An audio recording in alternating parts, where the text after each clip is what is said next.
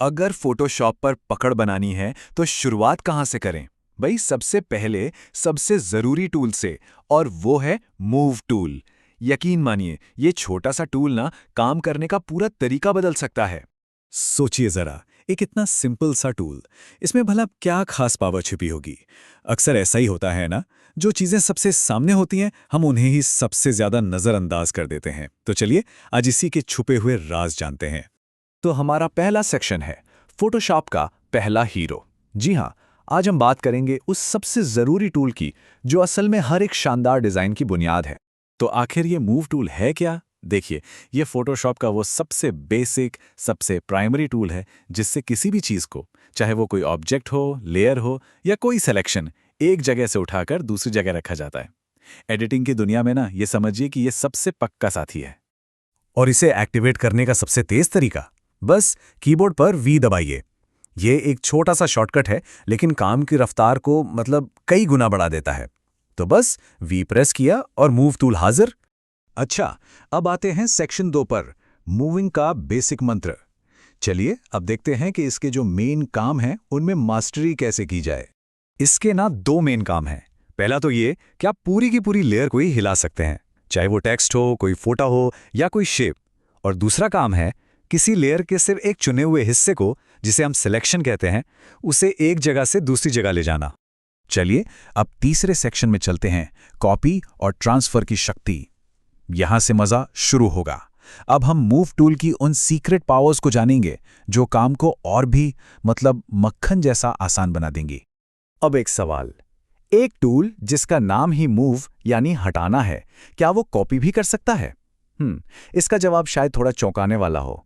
तो जवाब है बिल्कुल कर सकता है, और तरीका बहुत आसान है। बस किसी भी ऑब्जेक्ट को सिलेक्ट करें, कीबोर्ड पर ऑल्ट बटन दबाकर रखें और उसे खींचकर कहीं और ले जाएं। बस उसकी एक परफेक्ट कॉपी तैयार हो जाएगी। ये ट्रिक हरे पोस्टर या सोशल मीडिया पोस्ट बनाते समय तो कमाल का टाइम बचाती है। और इतना ही नहीं, इसकी एक और जबरदस्त पावर है। आप किसी भी ऑब्जेक्ट को एक फोटोशॉप फाइल से उठाकर सीधे दूसरी फाइल में ले जा सकते हैं। बस ड्रैग एंड ड्रॉप और काम हो गया, कोई कट पेस्ट का झंझट ही नहीं। अब आगे बढ़ते हैं चौथे सेक्शन की तरफ, डिजाइन को परफेक्ट बनाए। ठीक है, बेसिक मूविंग तो सीख लें, अब देखते हैं कि इसी टूल का इस्तेमाल करके अपने काम को एक प्रोफेशनल टच कैसे दिया जाए। कई बार ना हमें चीजों को बस जरा सा हल्का सा खिसकाना होता है, बहुत बारीक एडजस्टमेंट। इसके लिए कीबोर्ड की एरो कीज परफेक्ट हैं। इनसे ऑब्जेक्ट एक एक पिक्सल यानी स्क्रीन का सबसे छोटा डॉट उतना मूव होता है। और अगर थोड़ा तेजी से खिसकाना हो तो बस शिफ्ट के साथ एरो कीज दबा दीजिए। और अगर अपने डिजाइन में एकदम सफाई और परफेक्शन चाहिए तो अलाइनमेंट ऑप्शंस का इस्तेमाल जरूर करें।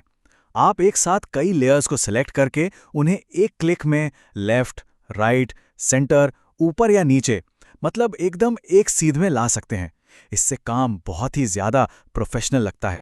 और अब हम आ गए हैं अपने आखिरी सेक्शन पर, महारत का रास्ता।